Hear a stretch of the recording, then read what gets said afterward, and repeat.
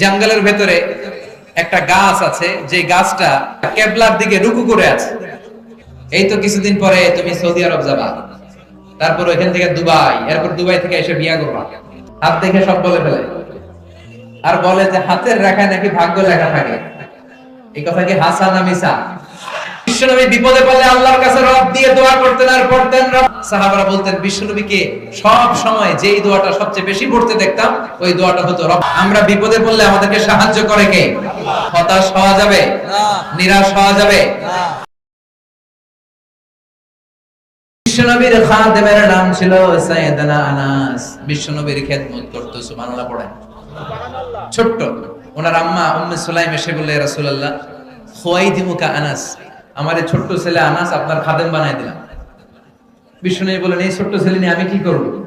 তার মা বললেন, ইয়া রাসূলুল্লাহ কিছু তো আর করতে পারবো না, আপনার মেসওয়াকটা এনে দিবে, ওযুর পানি টেনে দিবে, আর আপনার জামা টামা কোথায় আছে ভাঁজ করে রাখবে। সুবহানাল্লাহ কইতে পারলেন না? ছোট্ট আনাস এই ছোট বাচ্চার মতো খালি দৌড়ায় এদিক থেকে ওদিকে, ওদিক থেকে ওদিকে। বিশ্বনবী এর দিয়ে কি খেদমত করাবেন? এর খেদমত করে এগুল হয় না বিশ্বনবী, ছোট্ট মানুষ। তারপরে বিশ্বনবী শিখাচ্ছেন, আনাস ওই যে আমার মেসওয়াক নিয়ে আসো, আনাস ওখান থেকে পানি নিয়ে আসো। একবার সাইয়েদনা আনাসকে বিশ্বনবী বললেন, আনাস আমার জুব্বাটা নিয়ে আসো। কি নিয়ে আসো?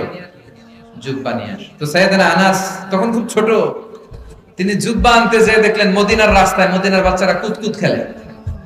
কি খেলে? কোম্পানিগঞ্জে খেলেননি আপনারা? কি নাম এটা? হ্যাঁ, কুতকুত। তো ছোট ছোট বাচ্চারা ছোট ছোট জিনিস দিয়ে, বাংলাদেশে যেরকম চারা দিয়ে খেলে, ওরাও এরকম মরুভূমির মাঝখানে অলিতে গলিতে খেলতেছে। তো বিশ্বনবী ওনারা জামা আনতে পাঠাইছে, ছোট মানুষ, উনি জামার কথা ভুললা ওই কুতকুত খেলা দেখা শুরু করছে। তো বিশ্বনবী অনেকক্ষণ বসে আছেন, আনাসও আসে না, বিশ্বনবী জামাও পায় না। ঘটনা কি? কিরে এতক্ষণ হয়ে গেল আনাস আসে না কেন? রহমতের নবী, দয়ার নবী, মায়ার নবী। মনে মনে ভাবলেন ছোট মানুষ ভুলে গেছে হয়তো, যাই নিজের জামা নিজেই নিয়ে আসে। বিশ্বনবী আনতে গেলেন, আনতে যেয়ে দেখে মদিনার এক গলির মাঝখানে বাচ্চারা কুতকুত খেলে, আনাসও খেলে। তো বিশ্বনবী যেও ওই খেলার সামনে দাঁড়িয়ে রইলেন, ধমক দিলেন না, ডাকও দিলেন না, কিছু বললেন না, উনিও খেলা দেখতেছেন। তো ছোট্ট আনাস রাদিয়াল্লাহু আনহু খেলতে খেলতে খেলতে খেলতে হঠাৎ বিশ্বনবীর চোখের দিকে ওনার চোখ পড়ল। আনাস বলে, বিশ্বনবীর চোখের দিকে চোখ পড়ার সাথে সাথে আমার কলিজাটা এখান থেকে এখানে চলে আসছে। ভয়, আজকে খবর আছে আমার। কিন্তু বিশ্বনবী সাইয়েদনা আনাসকে ধমকও দিলেন না, ডাকও দিলেন না, কিছু বললেন না, শুধু তাকে একটা মুচকি হাসি দিলেন। কি দিলেন? মুচকি হাসি দিলেন। সাইয়েদনা আনাস বলে, বিশ্বনবীর সেদিনকার মুচকি হাসির শাসন আমি আনাসকে আজীবন সোজা পথে রাখতে বাধ্য করেছে। এরপরে আর কোনোদিন বাঁকা রাস্তায় হাঁটি নাই। তার মানে শাসন করতে জানলে লাঠি লাগে না, ধমকি লাগে না। ব্যক্তিত্ব আর পার্সোনালিটি যদি ওইরকম থাকে, মুচকি হাসির মাধ্যমে শাসন করা যায়। চিৎকার করে বলেন ঠিক কিনা? এখন অনেক ঘরে এরকম আছে প্রগতিশীল বুদ্ধিজীবী, নারী স্বাধীনতার কথা বলে, এরা ঘরের ছোট ছোট কাজের মেয়েগুলোর পিটিয়ে লাশ বানিয়ে ফেলে, আছে না নাই? এরা আবার মানবাধিকারের কথা বলে, শান্তির কথা বলে। তোমাদের মুখে মানবাধিকারের কথা মানায় না, শান্তির কথা মানায় না। শান্তি আর মানবাধিকারের কথা, হিউম্যান রাইটস এর কথা, উইমেন রাইটস এর কথা, অ্যানিম্যাল রাইটস এর কথা মানায়। বিশ্বনবীর মুখে চিৎকার করে বলেন ঠিক কিনা? এই আনাস ছিল বিশ্বনবীর খাদেম। সুইলা আনাস আন কিরাআতি রাসূলিল্লাহ, সাইয়েদনা আনাসকে জিজ্ঞেস করা হলো, আনাস বিশ্বনবী কেমন করে কোরআন তেলাওয়াত করতেন? সাইয়েদনা আনাস বলে, কানাত তিলাওয়াতুহু মাদ্দান, বিশ্বনবী টেনে টেনে কোরআন তেলাওয়াত করতেন। কিভাবে? টেনে টেনে, তাড়াহুড়ো করে নয়, ধীরে ধীরে। আবার বিশ্বনবীর স্ত্রী উম্মে সালামা রাদিয়াল্লাহু তাআলা আনহাকে জিজ্ঞেস করা হলো, আন কিরাআতি রাসূলিল্লাহ, ও আম্মা জান বিশ্বনবীর কোরআনের তেলাওয়াত কেমন ছিল? উম্মে সালামা উত্তরে বললেন, কানা ইয়াকতিউ কিরাআতাহু আয়াতান আয়া, বিশ্বনবী আয়াত আয়াত করে থেমে থেমে তেলাওয়াত করতেন। সুবহানাল্লাহ। এক আয়াতের সাথে আরেক আয়াত মিলাতেন না, এক আয়াত শেষ আরেক আয়াত শুরু, আরেক আয়াত শেষ আরেক আয়াত শুরু, এভাবে ধীরে ধীরে তেলাওয়াতের দরকার আছে না নাই? আলহামদুলিল্লাহি রাব্বিল আলামিন আর রহমানির রহিম মালিকি ইয়াউমিদ্দিন ইয়্যাকা না'বুদু ওয়া ইয়্যাকা নাস্তাঈন ইহদিনাস সিরাতাল মুস্তাকিম সিরাতাল লাযীনা আন'আমতা আলাইহিম গায়রিল মাগদুবি আলাইহিম ওয়ালাদ-দাল্লিন।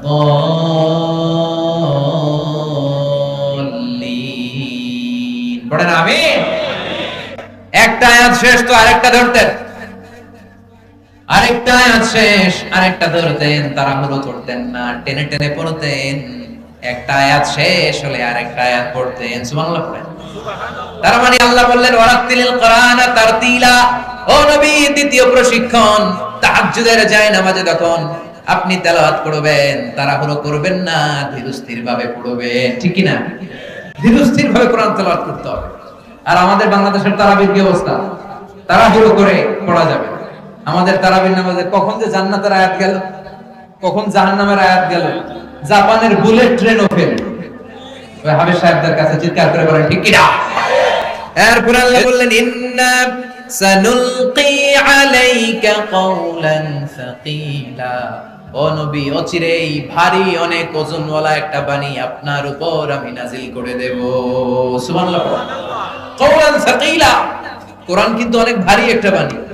এত ভারী বাণী, মা আয়েশা বলেন প্রচন্ড শীতের রাতে যখন বিশ্বনবীর উপর কোরআন নাজিল হতো, বিশ্বনবী ঘেমে একাকার হয়ে যেতেন। ওটের উপর বসে থাকা অবস্থায় যখন কোরআনের আয়াত নাজিল হতো, ওটের বুকটা জমিনের মধ্যে লেগে যেত। ঘোড়ার পিঠে বসা অবস্থায় যখন কোরআনের আয়াত নাজিল হতো, ঘোড়ার খুর আর পা মরুভূমির ভেতরে দেবে যেত। মাঝে মাঝে বিশ্বনবী সাহাবাদের রানের মধ্যে মাথা রেখে ঘুমাতেন। সাইয়েদনা যায়েদ রাদিয়াল্লাহু তাআলা আনহু বলে, বিশ্বনবী একবার আমার রানের মধ্যে মাথা রেখে ঘুমালেন, ঘন্টাখানেক ঘুমালেন, আমার পায়ে ব্যথা লাগে না। হঠাৎ বিশ্বনবী ঘুম থেকে জেগে আমার পায়ের মধ্যেই শুয়ে রইলেন। বিশ্বনবী শুয়ে থাকা অবস্থায় হঠাৎ করে বিশ্বনবীর উপর কোরআনের আয়াত নাজিল হওয়া শুরু হয়ে গেল। যখন বিশ্বনবীর উপর কোরআনের আয়াত নাজিল হওয়া শুরু হয়ে গেল, আমার মনে হচ্ছে আমার পায়ের হাড়টি ভেঙে ভেঙে খান খান হয়ে যাবে। এতক্ষণ শুয়ে আছে আমার রানের উপরে, আমার ব্যথা লাগে না, কিন্তু যখনই বিশ্বনবীর উপর কোরআনের আয়াত নাজিল হওয়া শুরু হয়ে গেল, আমার পায়ের ওজন এত বেড়ে গেল, মনে হচ্ছে আমার পায়ের হাড়টি ফেটে টুকরা টুকরা হয়ে যাবে। চিল্লায়ে পড়েন আল্লাহু আকবার। তার মানে এই কোরআনের একটা পাওয়ার আসলে নাই। লাউ আনজালনা হাযাল কুরআনা আলা জাবালিন লারাআইতাহু খাশিআন মুতাসাদ্দিআন মিন খাশিয়াতিল্লাহ। ও নবী, এই কোরআনকে মানুষের উপর নাজিল না করে ওই যে মাউন্ট এভারেস্ট, আলাস্কা পর্বতমালা, আল্পস পর্বতমালা, তুর পাহাড়, এই বড় বড় পাহাড়ের উপর যদি নাজিল করতাম, আপনি দেখতেন কোরআনের ভারে আর পাওয়ারে পাহাড়গুলো ভেঙে ভেঙে খান খান হয়ে যেত গো নবী। সুবহানাল্লাহ। ইন্না সানুলকি আলাইকা কওলান সাকিলা, একটা ভারী, a weighty word, a heavy word আমি আপনার কাছে নাজিল করে আপনারে গোটা বিশ্বের শ্রেষ্ঠ নবীতে পরিণত করব। চিৎকার করে পড়েন আল্লাহু আকবার। এরপর আল্লাহ বললেন ইন্নালাকা ফিন নাহারি সাবাহান তাওয়িলা। নবী, দিনের বেলায় আপনার অনেক দায়িত্ব থাকে, এজন্য ওয়াযকুর ইসমা রাব্বিকা ওয়া তাবাত্তাল ইলাইহি তাবতিলা। রাত্রি বেলায় আপনার রবের নামের জিকির করেন আর আপনার রবের ইবাদতে বেশি বেশি আপনি মশগুল হয়ে যান। সুবহানাল্লাহ পড়েন। মোট 60টা প্রশিক্ষণের কথা আল্লাহ সূরায় বলেছে। চিৎকার করে বলতে হবে কয়টা? গেছে কয়টা? আরো বাকি কয়টা? 3 নাম্বার আল্লাহ বললেন ওয়াজকুর ইসমা রাব্বিক, রবের নামের জিকির করেন, আপনার রবকে বেশি বেশি স্মরণ করেন। মুমিন সব সময় স্মরণ করে একজনকে, তিনি কে? কাফেররা স্মরণ করে কারে? 3 নাম্বার প্রশিক্ষণ ওয়াজকুর ইসমা রাব্বিক। ও নবী, বিপদে আপদে সব সময় একজনকে স্মরণ করতে হবে, তিনি কে? আল্লাহ। ওয়াজকুর, আপনি স্মরণ করেন, ইসমা রাব্বিকা, আপনার রবের নাম আপনি স্মরণ করেন। আয়াত নাযিল হওয়ার পর থেকে বিশ্বনবী সব সময় রবের কথা স্মরণ করতে লাগেন। সুবহানাল্লাহ। বিশ্বনবী বিপদে পড়লে আল্লাহর কাছে রব দিয়ে দোয়া করতেন আর পড়তেন রব্বানা আতিনা ফিদ দুনিয়া হাসানাতাও ওয়া ফিল আখিরাতি হাসানাতাও ওয়া কিনা আযাবান নার। ربنا ظلمنا أنفسنا وإن لم تغفر لنا وترحمنا لنكونن من الخاسرين سبحان الله كان أكثر دعاء رسول الله صلى الله عليه وسلم ربنا آتنا في الدنيا حسنة وفي الآخرة حسنة وقنا عذاب النار সাহাবারা বলতেন বিশ্বনবীকে সব সময় যেই দোয়াটা সবচেয়ে বেশি পড়তে দেখতাম ওই দোয়াটা হতো রব্বানা আতিনা ফিদ দুনিয়া হাসানা ওয়া ফিল আখিরাতি ওয়া কিনা আযাবান নার আল্লাহ দুনিয়াতে যত কল্যাণ আছে তা দাও আখিরাতের যত কল্যাণ আছে সেটাও দাও আর আগুনের আযাব থেকে তুমি আমাদেরকে বাঁচাও চিল্লায় পড়েন আমিন আলা বিযিক্রিল্লাহি তাতমাইন্নুল কুলুব দুনিয়ার কোনো কিছু দিয়ে এই কলবের প্রশান্তি হয় না কলবের প্রশান্তি হয় কার জিকির দিয়ে কলবে জিকির বসাতে হবে কার নাকি আয়না বসাবেন আয়না বসাবেন না অনেকে বসায় না আয়না বসাইয়া দেব আছে আয়না আয়না বসানো যাবে না কলবে বসাইতে হবে কার জিকির আল্লাহ জিকির চিল্লায় বলেন প্রথমে আল্লাহ আল্লাহ শেষে ও আল্লাহ আল্লাহ আকাশে আল্লাহ আল্লাহ জমিনে আল্লাহ আল্লাহ সবাই পড়ে প্রথমে আল্লাহ আল্লাহ শেষে আল্লাহ আকাশে আল্লাহ আল্লাহ জমিনে আল্লাহ আল্লাহ নিখিল জাহান গাই গুণগান তার নামে গাই আমরাও গাই তাআলা হামদে বারি তাআলা হামদে বারি তাআলা হামদে বারি তাআলা পড়েন আল্লাহু আকবার পেতিলা তার মানে ও নবী যখনই আপনি সময় পাবেন আপনার সময়টাকে আল্লাহর ইবাদতে আপনি বাস্তবায়ন করেন আল্লাহর ইবাদতে নিমগ্ন হয়ে যান আপনার অবসর সময় আল্লাহর ইবাদতে মনোনিবেশ করেন ঠিক কি না আমরা অবসর পেলে কি করি হিন্দি সিনেমা হ্যাঁ জি বাংলা ফেসবুক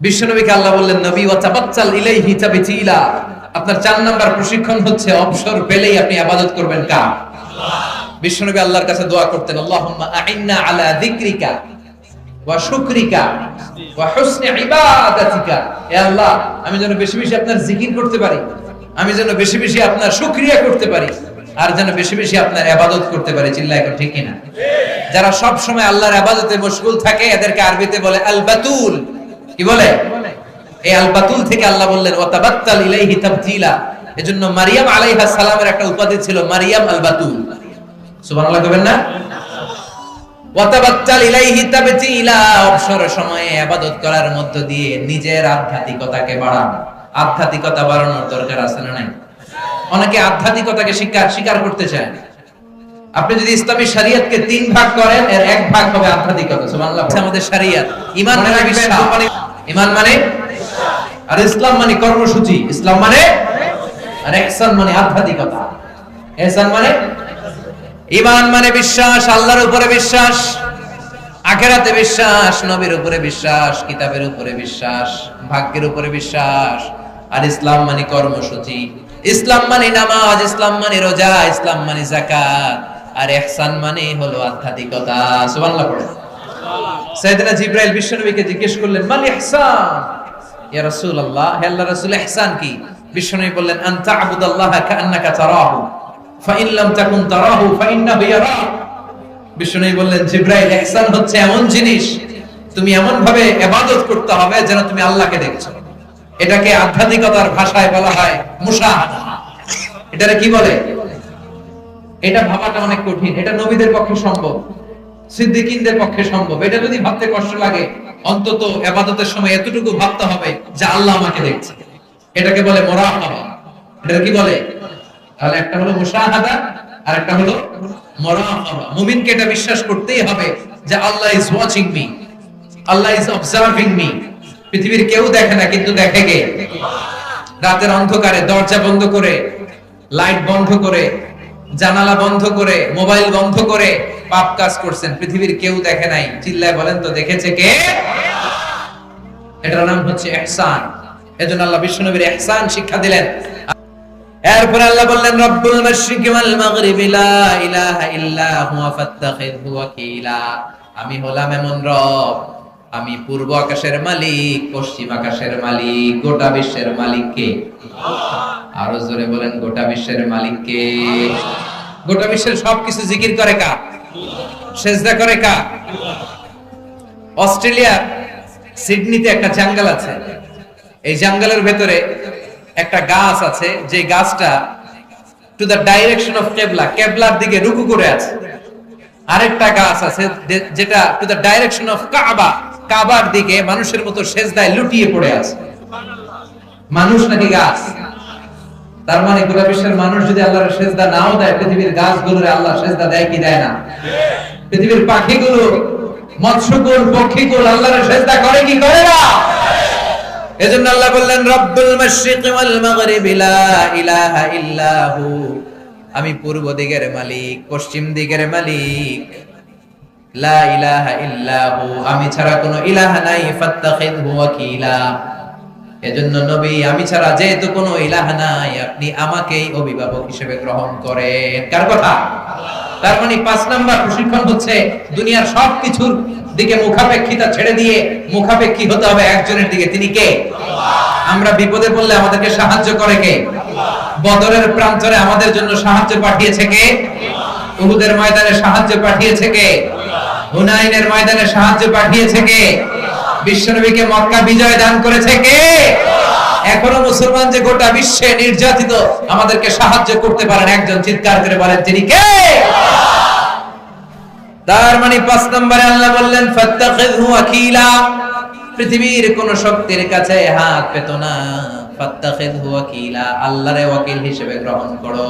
আমাদের ওয়াকিল কিংবা অভিভাবক একজন, তিনি কে? এরপর সর্বশেষ আল্লাহ বললেন, ওয়াসবির আলা মা ইয়াকুলুনা ওয়াহজুরহুম হাজরান জামিলা। ও নবী, আপনি যখন কালিমার দাওয়াত দেন, আপনাকে নানাজন নানা কথা বলবে, এই কথার প্রত্যুত্তরে তাদের সাথে ঝগড়া না করে আপনি ধৈর্য ধারণ করবেন। কার কথা? ওয়াসবির আলা মা ইয়াকুলুন, ও নবী আপনি ধৈর্য ধারণ করেন। আলা মা ইয়াকুলুন, আপনারা ওরা যা বলে এই কটু কথা, গালমন্দের বিপরীতে আপনি অধৈর্য হবেন না, আপনি নিরাশ হবেন না, হতাশ হবেন না, হাল ছাড়বেন না, ভরসা রাখবেন একজনের উপর, তিনি কে? ওয়াসবির আলা মা ইয়াকুলুন, আপনারে তারা যা বলে এগুলো নিয়ে মন খারাপ করবেন না, আপনি ধৈর্য ধরেন। বিশ্বনবীরে কাফের মুশরিকের দল শায়ের বলে গালি দিত। কি বলে? শায়ের মানে কি? জোরে কর। কবি। বিশ্বনবী কি কবি নাকি? বিশ্বনবী কবিতা লিখতে জানতো? আল্লাহ বললেন, ওয়ামা আল্লামনাহু শি'রা ওয়ামা ইয়ানবাগি লাহু, আমি বিশ্বনবীরে কবিতা শিখাই নাই, কবিতা লেখা তার কাজ নয়। ঠিক কি না? বিশ্বনবী যদি কবিতা লিখতে জানতো, বিশ্বনবী যদি সাহিত্য রচনা করতে জানতো, তাহলে গোটা বিশ্বের সবাই বলতো এই কিতাবটা আল্লাহর পাঠানো না, এটা মুহাম্মদের সাহিত্য জ্ঞান দিয়ে লেখা একটা কিতাব। চিৎকার করে বলেন ঠিক কি না? কিন্তু বিশ্বনবীকে আল্লাহ অক্ষর জ্ঞানে শিখায়নি। উনি আলিফ বা তাসা চিনতেনই না, লিখতে জানতেন না, পড়তে জানতেন না। এরকম নিরক্ষর একজন মানুষের মুখ থেকে যখন এরকম দামি আয়াতগুলো বের হয়, এটাই প্রমাণ করে এটা ওনার লেখা কোনো কথা নয়, এই কথাগুলো আসলে কার? এগুলো আল্লাহর বাণী। বিশ্বনবীরে তারা কবি বলে গালি দেয়। আল্লাহ বলে, ওমা আল্লামনাহু শি'রা, আমি তো এই নবীরে কবিতা শেখাই নাই। সুবহানাল্লাহ পড়েন। এরপরে ওরা বিশ্বনবীরে কাহিন বলে গালি দেয়, মানে গণক। আল্লাহ বললেন, ওয়ালা হুয়া বিকাউলি কাহিন, এই নবীর কথা গণকের কথা নয়। সুবহানাল্লাহ পড়েন। আপনাদের কোম্পানিগঞ্জে গণক আসেনি? আছে? কি বলে এরা? হাত দেখে কি কয়? তোমার ভাগ্যে অনেক কিছু আছে, এই তো কিছুদিন পরে তুমি সৌদি আরব যাবা, তারপর ওইখান থেকে দুবাই, এরপর দুবাই থেকে এসে বিয়া করবা। হাত দেখে সব বলে ফেলে। আর বলে যে হাতের রেখায় নাকি ভাগ্য লেখা থাকে। এই কথা কি হাসা না মিছা? কোম্পানিগঞ্জের ভাইরা মনে রাখবেন, হাতের রেখায় কোনো ভাগ্য থাকে না, কারণ ভাগ্য তারও থাকে যার হাত থাকে না। কোম্পানিগঞ্জে হাত নাই পা নাই এরকম লোক আছে না নাই? তো হাতের মধ্যে যদি সব ভাগ্য থাকে, যেটার হাত নাই ওটার ভাগ্য আছে না নাই? ওটার ভাগ্য লিখে রাখলো কে? মহাবিশ্ব সৃষ্টির 50,000 বছর আগে আল্লাহ তাআলা মানুষের সব ভাগ্যলিপি লিখে রেখেছেন। তার মানে মানুষের হাতের মধ্যে কোনো ভাগ্য লেখা থাকে। এরকম গণক যদি পান, আপনাদের একটা ফর্মুলা শিখাই, ওই গণকে যে শুরুতে 40 কেজি ওজন এক থাপ্পড়, কি করবেন? পারবেন? থাপ্পড় দিলে সে যদি চটে যায়, আপনি বলবেন তুমি তো গণক, রেগে যাও কেন? তুমি ভবিষ্যতের সব কথা বলে দিতে পারো। আজকে আমি এসে যে তোমার থাপ্পড় দিব, তুই তো আগেই জানার কথা, আমার দিকে দৌড় দিলি না কেন? কথা বলেন। এরকম যুক্তি আলোকে যখন তারে ধরবেন, ওর মুখ দিয়ে কোনো কথা বেরোবে না। বিশ্বনবী কি গণক ছিলেন? না। ওয়ালা হুয়া বিকাউলি কাহিন, এই নবীর কথা কোনো গণকের কথা নয়। চিল্লায়ে বলেন ঠিক কি না? আবার ওরা বিশ্বনবীরে বলে মুহাম্মদ নাকি পাগল, মাজনুন। আল্লাহ বললেন ওমা সাহিবুকুম বিমাজনুন, তোমাদের সাথী আমার হাবিব কিন্তু পাগল না। সুবহানাল্লাহ পড়েন। এরপর ওরা বিশ্বনবীরে সাহের বলে গালি দেয়। সাহের মানে হলো জাদুকর। সাহের মানে কি? বিশ্বনবীকে জাদু জানতেন? জাদু তো না। আল্লাহ বলেন না, এই নবী জাদুকর নয়। এখানেই ওরা শান্ত হয় নাই, মক্কাতে ওরা বিশ্বনবীকে গালি দিত আফতার বলে। আফতার মানে লেজ কাটা, আফতার মানে নির্বংশ। আল্লাহ বলেন ইন্না শানিয়াকা হুয়াল আফতার, ও নবী আপনারা ওরা নির্বংশ বলে, আপনি নির্বংশ নন। যারাই আপনারা নির্বংশ বলে ওরাই লেজ কাটার নির্বংশ। চিল্লায় বলেন ঠিক কি না? ওরা বলে আপনার কোনো ছেলে নাই, আপনার 4টা মেয়ে, আপনি মরে গেলে আপনার মরার সাথে সাথে আপনার নাম নিশানা শেষ। না না, ওয়ারাফা'না লাকা যিকরাক, নবী আপনার সম্মানকে আমি আকাশ চুম্বি করেছি, যেখানেই আমার নাম সেখানেই বিশ্বনবীর নাম আছে না নাই? আযানের মধ্যে আল্লাহর নামের পরে আমার নবীর নাম আছে না নাই? একামতের ভেতর আমার নবীর, আল্লাহর নামের পর পর আমার নবীর নামটা আছে না নাই? আবার নামাজের সালাম ফেরানোর আগে আমার নবীর নামে দরুদ আছে না নাই? এজন্য আল্লাহ বললেন ইন্না শানিআকা হুয়াল আবতার। ও নবী, যারা আপনারা লেজ কাটা বলে গালি দেয়, যারা আপনারা নির্বংশ বলে গালি দেয়, আপনি নির্বংশ আর লেজ কাটা নন। যারা আপনারা গালি দেয় ওরাই লেজ কাটা, ওরাই নির্বংশ, ওরাই পিতৃ পরিচয়হীন জারদ সন্তান। চিৎকার করে বলেন ঠিক কি না? বিশ্বনবীরে যদি গালি দেয়, মুমিনদের কলিজায় আগুন লাগে কি লাগে না? আমরা সব সহ্য করতে পারি, কিন্তু নবীরে গালি দিলে ওইটা সহ্য করতে পারি না, মেনে নিতে পারি না। চিল্লায় বলেন। নবীর জন্য যে সান্ত্বনা, নবীর উম্মতের জন্য সে সান্ত্বনা। ওয়াসবির আলা মা ইয়াকুলুন, ও নবী ওরা যা বলে এতে আপনি মন খারাপ করবেন না, আপনি ধৈর্য ধারণ করেন। আমরা যারা মুমিন বলে নিজেদেরকে দাবি করি, এই গালিগালাজ, এই অত্যাচার, এগুলো আমাদের মনোবলকে ভেঙে দিতে পারবে না। পাহাড় সম বিপদ আপদকে ডিঙিয়ে কালেমার পতাকা আমরা এই জমিনে উত্তোলন করবই করব। চিল্লায় বলেন ঠিক কি না? ওয়াসবির আলা মা ইয়াকুলুন, ও নবী ওরা যা বলে আপনি মন খারাপ করবেন না, বিজয় আপনাদের হবে। চিল্লায় এখন ঠিক কি না? গোটা বিশ্বে ইসলামের বিজয় নিকেতন উড়ায় দিচ্ছে কে? আল্লাহ। যারা ইসলামের বিরোধিতা করেছিল তারাই এখন কালিমা পড়ে মুসলমান হয়ে যায়। চিল্লায় এখন ঠিক কি না? একটা সমীক্ষা আমি বললাম 2070 সালের মধ্যে গোটা বিশ্বের সবচাইতে প্রভাবশালী ধর্মের নাম হয়ে যাবে ইসলাম। ইসলামের এই বিজয়কে কেউ ঠেকায় রাখতে পারবে না। চিল্লায় এখন ঠিক কি না? ইসলামের বিজয়কে যে থামাতে আসবে, ওর কার্যক্রমকে থামায় দিবে কে? এজন্য সংসদে বসে আমাদেরকে মোল্লা বলে গালি দিলে আমাদের কিছু যায় আসে না। ওয়াসবির আলা মা ইয়াকুলুন, ও নবী আপনি ধৈর্য ধারণ করেন, কারণ ইন্নাল্লাহা মাআস ফাসবির কামা সাবারা উলুল আজমি মিনার রাসূল। ও নবী সাইয়েদনা ইব্রাহিম আলাইহিস সালাম যেভাবে ধৈর্য ধারণ করেছে, সাইয়েদনা নূহ আলাইহিস সালাম যেভাবে ধৈর্য ধারণ করেছে, সাইয়েদনা মুসা আলাইহিস সালাম, সাইয়েদনা ঈসা আলাইহিস সালাম যেভাবে ধৈর্য ধারণ করেছে, আপনিও সেভাবে ধৈর্য ধারণ করেন। এই ধৈর্যের বদৌলতে আমাদেরকে গায়েবী মদদ দান করবে কে? আল্লাহ। মুমিনরা জানে রাত্রি যত গভীর হয় সুবহে সাদিকের সময় কাছে আসতে থাকে। মুমিনরা জানে গর্ভবতী নারীর পেটের জ্বালা যন্ত্রণা, ডেলিভারি হওয়ার আগে যত ব্যথা বেদনা পেইন প্যারা বাড়তে থাকে, নতুন মেহমান জমিনে আসার সময় ঘনাতে থাকে। তেমনি মুমিনের উপর এই গালিগালাজ, এই অত্যাচার, এই জুলুম আর নির্যাতন যত বাড়তে থাকে, এটাই প্রমাণ করে কালিমার বিজয়ের সময় কাছে আসতে শুরু করেছে। চিল্লায় এখন ঠিক কিনা? এজন্য ধৈর্যের পরীক্ষা দেওয়ার দরকার আছে না নাই? আছে। বিশ্বনবীর 6 নম্বর প্রশিক্ষণের কথা আল্লাহ বললেন, ফাসবির কামা সাবারা উলুল আজমি মিনার রাসূল।